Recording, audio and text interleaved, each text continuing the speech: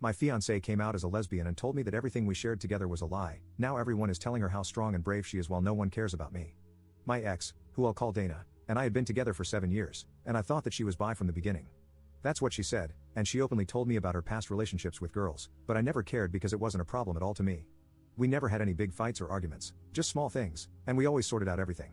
So, after 7 years of our relationship, I decided that it was the right moment to ask the big question because we were deeply in love, financially stable, and already living together. I prepared everything to make it as romantic and unique as I could, and when I finally asked her, she hesitated but then said yes. That's when the problem started, because I didn't understand why there was hesitation. When I asked her, she only replied that she was nervous, and I didn't press any further because after all, she did say yes. When it came to telling our family, it was basically only her family because I lost both my parents when I was 20 and my little sister when she was 17. We told this to her parents and our friends, but even here, some things were off because her parents were faking happiness, and I didn't understand why, while our friends were super happy and were already suggesting ideas for our wedding. 4 months passed, and we were planning our wedding when the day arrived. I came back home from work, and she was waiting for me with her bags ready. I asked her what was going on. She told me, "Listen, I know this is going to be hard for you, but I'm not bi, I'm a lesbian. My parents have known this for 2 years, which is why they weren't happy and were faking it. Please, I beg you, don't make this difficult. Just let me leave. Don't cry, don't beg me, and don't scream. Let's handle things like adults." Then she drove away. I stood there on my feet for about an hour in shock because I couldn't believe it. We went from planning our wedding to Dana coming out as a heartless and cold girl that I couldn't recognize. The worst thing is that 3 months have passed since that day, and literally no one has ever texted me or called me to ask how I was, if I was fine, or if I needed something. Not her parents, not her, since she also blocked me that day, and not even our friends. No one gives a damn about me at all.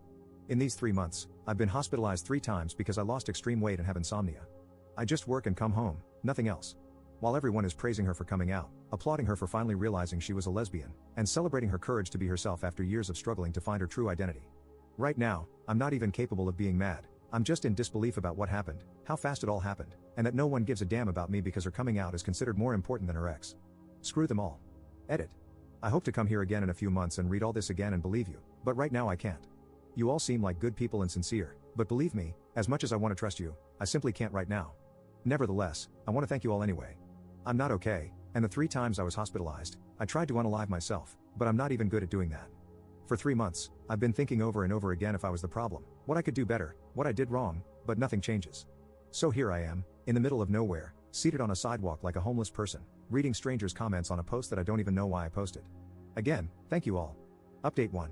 So, I wasn't expecting to update so soon, but like some of you folks said, somehow one of my ex-friends saw my post on TikTok, and the absolute mess started and is still ongoing right now. This ex-friend, who I will call Paul, reached out to me and basically told me that he saw the post and knew it was me because I used my ex's real name, and he was shocked to know what really happened. Apparently, Dana told my ex-friends that she came out to me as a lesbian, but I didn't take the news well and tried to lay hands and threaten her, so she told them to never contact me again, and they all believed her. However, when they saw my post, they started pressuring her to confirm if my post was telling the truth or not, and she admitted to the lie. Since Paul's text, I received a ton of texts and calls from everyone asking me how I'm doing, if I'm fine, and expressing apologies for believing Dana and not reaching out to me first. But then there's the real issue, Dana. She texted me asking for forgiveness, saying she's sorry for how badly she treated me and admitting that she invented everything because she was afraid of losing friends. Unfortunately, that's not all.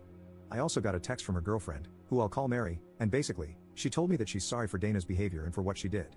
Here's the issue, she knew Dana for a year, but Dana never told her about me and always talked to her about me as a roommate, so she's considering leaving Dana.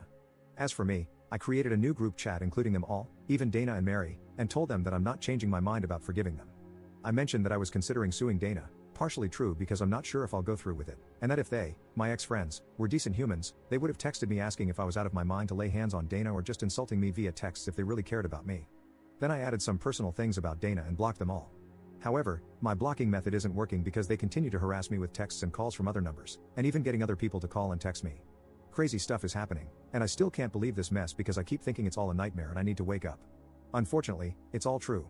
Then, the other thing is that I finally saw a therapist today, and I don't like to admit it, but I cried a lot. I never worked on accepting that my parents and sister are no longer here, and then this thing with my ex added to it, making me explode. So, it's going to be a very long journey, and I hope to reach a point where I feel better. So, that's all for now, and I hope to update you not as quickly as now but when I'm feeling better. Thank you everyone.